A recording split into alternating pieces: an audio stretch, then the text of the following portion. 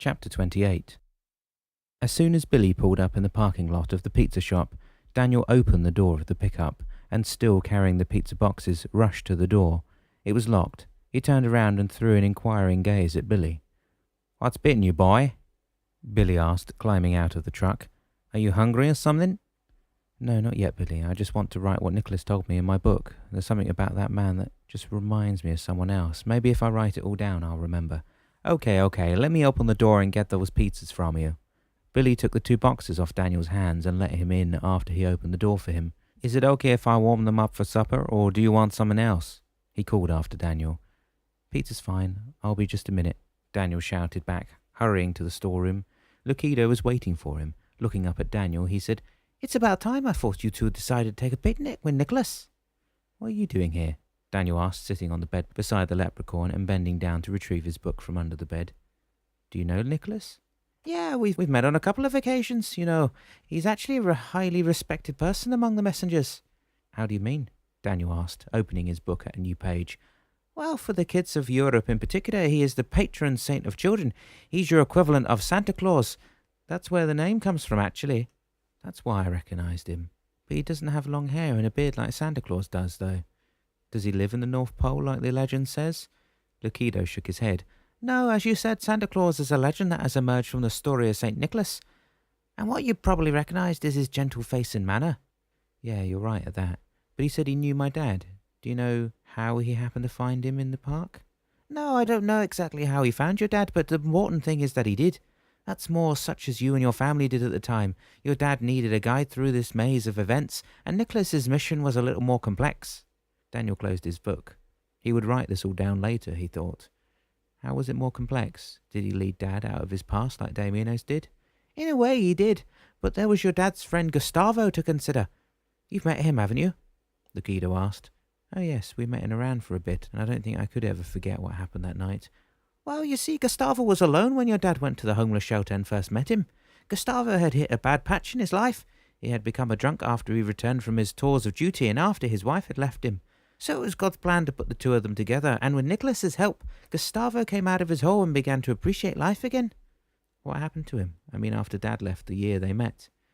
Lucido started chuckling. "Ha ha ha! That's the best part of the story, son. See, your dad was quite uncertain about his future, and Gustavo had no future to speak of. So Nicholas, God actually, thought it would be a good idea if Gustavo would go with your dad and travel to the future with him." "You mean Gustavo is still with my dad?" "Yes, that's what I've been told, yes." "But what will happen to him when we all go back to the clearing to get back to Pajico? Will Gustavo have to go back to the year they left?" "No, son, that's the best part. Gustavo will go back to Pajico with you guys." Daniel looked down at the book. He seemed concerned and sad. "What about Billy? Couldn't he come with us too?" he asked pleadingly. "Unfortunately, that's not in the plan, Daniel. I'm sorry." Lucido sounded truly rueful. "Why not? Billy is all alone around here." Lucido shook his head again. "No, he's not, Daniel. He's got a son and grandchild, and since he's taken the first step to reconnect with them, I think it will be good for the big guy to stay around for a while." "Will you stay with him?" "Sure I will, son. And I was here before you came, and I'll be here long after you leave." "Do you think you'll ever come and see me up in Davy?" Lucido cocked his head to the side and took his hat off.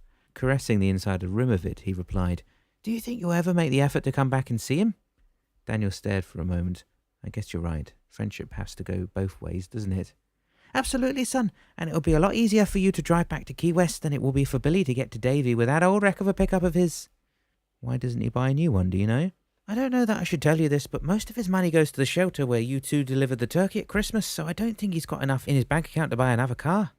"I think I'll have to talk to him about that with my dad. Maybe you can get him a cheap vehicle, a better one than the one he's got, though." "All I can tell you for now, Daniel, is that you've got to return to Pajico and 2014 first before you can make plans." Lucido jumped off the bed then and added, "Why don't you go and see him now? Your pizzas must be ready by now. What do you say?" "Good idea," Daniel replied, replacing his book in its little crate and sliding it under his bed. "Ah, there you are," Billy said as he saw Daniel come out of the storeroom. "Are you hungry now?" "Yeah, sure am," Daniel replied, sitting down across from Billy at their usual table at the back of the shop. "So, did you remember who this Nicholas person is?"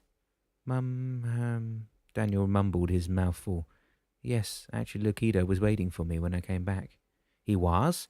Why didn't he come and sit down for a bit?" Billy looked around him. He's always lurking someplace or other, but he doesn't like to come into the shop before it's closed.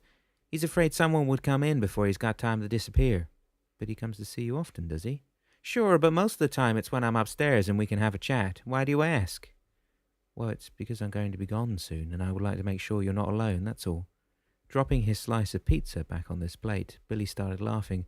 Not to worry about that, son. But thanks all the same. I'll be fine, you'll see. He returned to eating in silence for a minute and then said, I was thinking of something on the way back from the park. What's that?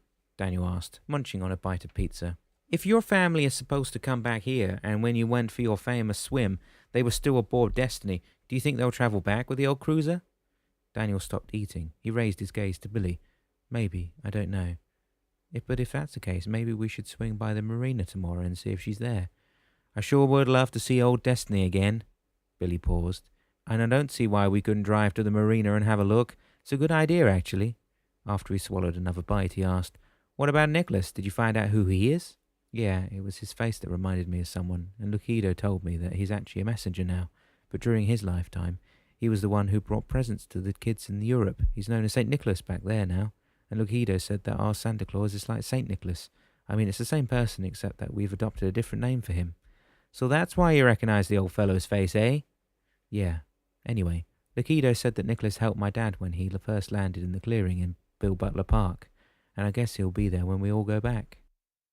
While Damianos and Stefano were steering the cruiser in the direction of the quays, Dan, Chippewa and Gustavo were taking a tour of the Millennium Limo's garage.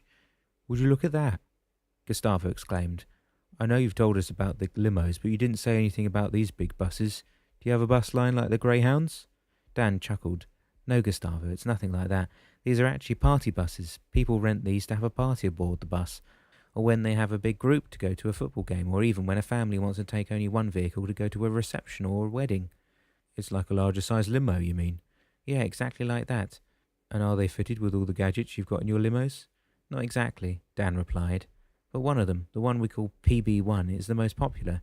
He walked around the bus beside which they had landed and led Gustavo and Chippewa in front of a huge beast of a bus. It looked like a beautiful streamlined spaceship, all black with blacked-out windows. This one has been designed in a European-style bus made by Napoleon. It's a very futuristic-looking bus with a lot inside. He glanced at Chippewa.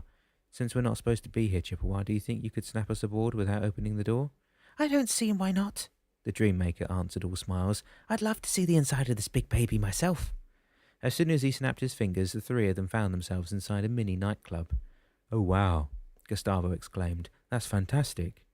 There was a high-end sound system, wet bar with running water, a lavatory, large screen TVs with karaoke, dance pole, PlayStation, disco lights, laser lights, strobe lights, triple AC units, and what looked like enough seating for at least 40 people.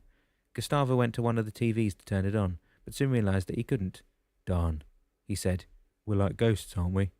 We can't touch anything, can we? Unfortunately not, Gustavo, Chippewa answered. But as soon as you two are back in 2014, you'll be able to touch everything you want. I feel like a kid in Disneyland, Gustavo remarked, looking up at Dan. You've done well for yourself, haven't you? I tried, Gustavo, Dan replied. And what you see here stems from an idea, but I sure wasn't alone in making my dream come true. I needed a lot of help, didn't I, Chippewa? Absolutely. Every person who has a dream will need a lot of people to make that dream come true. No one walks alone in life. But even if you have all the help needed to reach your goal, you still need to be aware of time passing. If you don't take time to smell the roses, as they say, you'll be sure to regret your accomplishments. You'll have to enjoy the time you spend on this earth. Otherwise, you'll have a lot of regrets when you leave. What about the people who just want to leave and have enough of life? If you're asking about suicide, Gustavo, you know as well as I do that although you have many choices in life and many options before you as to how you want to live that life of yours, taking your life isn't one of them. That decision resides squarely in God's hands. What about the people that I killed in Iran in the name of freedom? Was that God's decision as well? To wage war anywhere is man's decision, but if you chose to take up arms to free some people from oppression, then you'll have God's blessing, I'm sure. When you're in that warehouse and your life was saved, the man who fell for you to live was blessed for his sacrifice. No life is taken in vain, unless you are a willful murderer or a demented person.